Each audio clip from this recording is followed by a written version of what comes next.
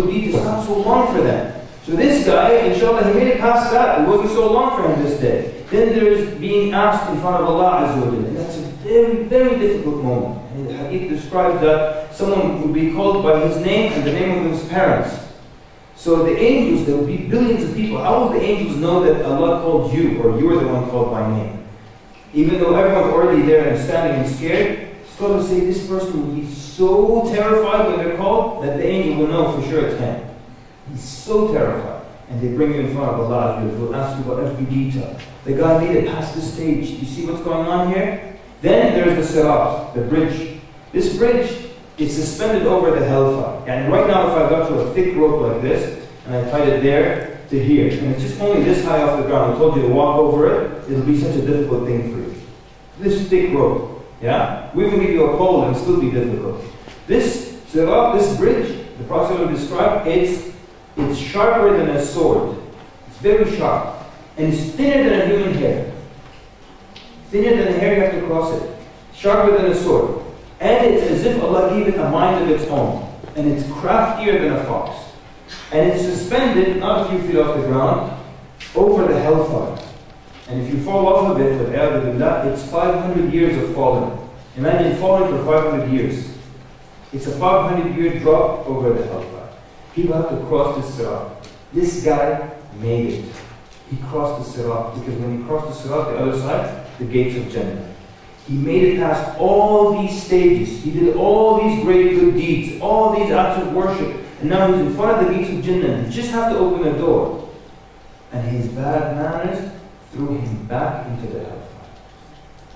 Do you see how serious good manners are in Islam? Do you see how serious bad manners are in Islam? Absolutely, absolutely important topic. Do not be one of those people who walk around thinking, I'll be good with Allah and bad with people. Don't be one of those people. Don't be that rude guy in the community. Don't be that sister who's always backbiting, even though she can say it to her face. Don't be the person who's always critiquing what this person is doing, what that person is doing. Plus, tell you some other news piece of information. For the most part, especially if you're a young person, it's not your job. Allah saved you from that. From saying, this person is deviant, this person is strange, this person is weird, he's ugly. It's not your job. The scholars do that. So just stay away from it. Alhamdulillah. Isn't that a great relief that it's not your job? But now, not 17 years old, think it's their job to tell the Ummah who's who. Okay, who made you boss? I don't remember this part. Yeah? Okay. So now we know it's serious business. Egyptians. Come on, Egyptians in the audience, say something. African Americans. I love African Americans. I love them. They're great people. They always react well. And one thing I miss when I leave America is I miss African American people. And sometimes I go to the UK, right? And I see a black guy coming up to me in the Muslim. Maybe he's a brother. You know what I mean? Not a brother, but a brother. See, a brother is your brother in the religion. A brother is a cool black person. So I mean, maybe he's a brother, you know? And he comes up to me, he looks like a brother, walks like a brother, and says, hello. I'm like, oh, man. Just ruined it. Alright, how much time do I have? I can start with some wrap. Okay, fantastic. Let's wrap it up then. Look, a number of things for good manners. Alright? Number one, you're constantly well-mannered. That's the deal we're going to make from now on, right? Inshallah? Excellent. And we're going to try now from now until the grave, always have the best manners. People think that means if someone's nice, be nice. If they're nasty, let them have it. That's not what it means. How do we know that? Allah tells us in the Quran. He's describing the Ibad al-Rahman, the servants of Allah. He's describing the believers. And he says, وَإِذَا خَاطَبَهُمُ الْجَاهِلُونَ قَالُوا سَلَامًا. So when the ignorant address them, they respond with gentle words, with words of peace, peaceful words. So there's no rule that says if it's a Muslim brother in Oslo, I'll be sweet to him. If it's just some guy on the bus, I'll let him have it. No. So number one, it's a constant thing. Whether the other guy is well-mannered or bad-mannered, you stay good-mannered. Because what happens, and this is the second point, is that it's human nature where we reciprocate. If someone does something or speaks to you in a way, you reciprocate and you respond in the same way. I always give the example, if someone comes to your home, let's say your child is sleeping, so you want them to whisper, but you don't want to say, can you whisper? So how can you get them to whisper? Fantastic. You start whispering and they'll whisper. Yeah? If you don't believe me, experiment with this. Just bring someone over and just start whispering, and they'll tell you, why are you whispering? Because we reciprocate. And if you start yelling at someone, even if they had a fantastic morning, they will start yelling immediately. Yeah? If you want to be crazy, just go in the morning, go to a park and just find someone sitting and just start yelling at them. Then they're going to start yelling, and then you can just ask them, why are you yelling? And I said, because you're yelling. They said, because I'm yelling, you have to yell? And they'll be like, oh, you're right, I don't have to yell because you're yelling. But people reciprocate. So when people come at you with bad manners, don't reciprocate. Don't respond to them with bad manners. You know, and this is a joke, yeah? So this husband and wife, they fight a lot. But the wife, she remains calm. So one day they're at peacetime. So he asked his wife, he said, when we fight and stuff, you remain very calm. How do you stay calm? She says, usually after we fight, I just go and I clean the toilet. And I stay calm. He said, how does cleaning the toilet keep you calm? She said, I clean it with your toothbrush.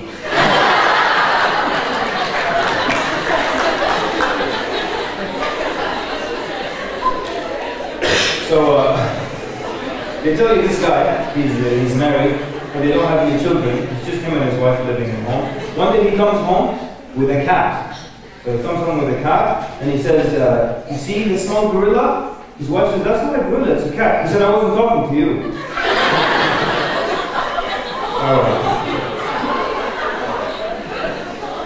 Alright people, let's be nice now. Let's stop this stuff. Look, you're going to try to do the best you can. You're going to try to be well-mannered, but there will be people who want to come and insult. And people want to start problems. This is, there was a companion, and he asked, thank you, I know it was a great joke. There was a companion, and he was, and this was talking to him about times of fitan, trials and tribulations, and when Muslims will be fighting with each other. So Nabi sallallahu alayhi wa sallam tells him, Kun Abdullah al-Maqtul, wa la takun Abdullah al-Qatil. Be the servant of Allah that's killed, and do not be the one that's killing you. You understand? So if there's time when Muslims are killing each other, be the one that's killed. Don't be the killer. The killer's in trouble on the day of judgment.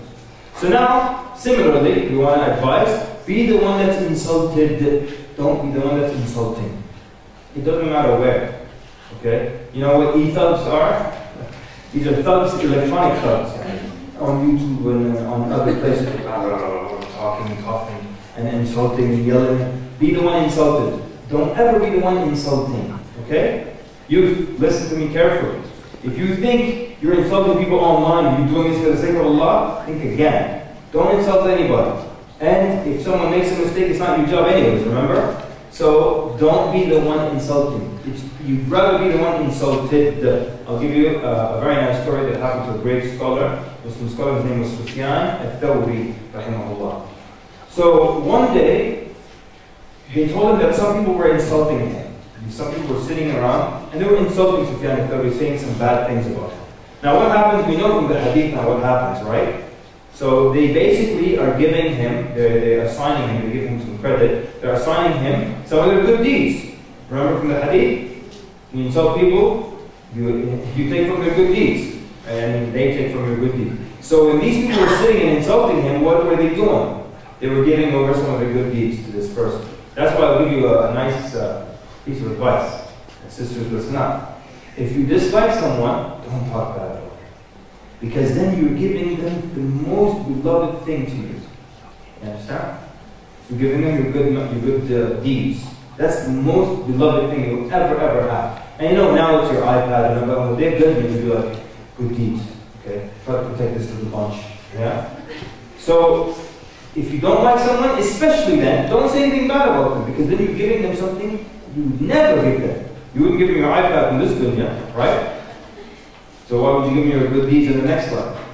So then Sufyan al-Thawri, what he did is he sent these people a bowl of dates with a note. The note said, I have learned, it has come to my attention, that you have assigned to me, and you have given me some of your good deeds. I couldn't find anything to thank you with except this bowl of dates, so please accept it from me. You know something? I want to try that one. Who wants to try that one day? I think that would be amazing. I would love to try that someday. Someone tells me these people are speaking bad about you. Some candy chocolate bars, right? With a note. Thank you for giving me some of your good deeds, and this is just a token of my appreciation. You know, I just want to see how silly they'll look while they're eating it. All shy and embarrassed, you know? Yeah. Be the one insulted. Never be the one insulting. Always keep that in front of you. Importance of good manners, importance of good akhlaq. Not lying, not backbiting, not saying nasty things. And sometimes, and generally, sisters are better at this than brothers, you can insult someone without opening your mouth, right, sisters? Those looks, and I call it the up and down scan, you know, like the Terminator. Sisters do that all the time to each other. So she doesn't have to say anything nasty, she can kill her just by looking at her.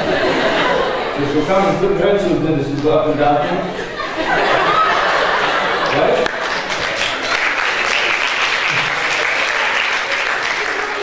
Does that mean it's true, or what does that mean?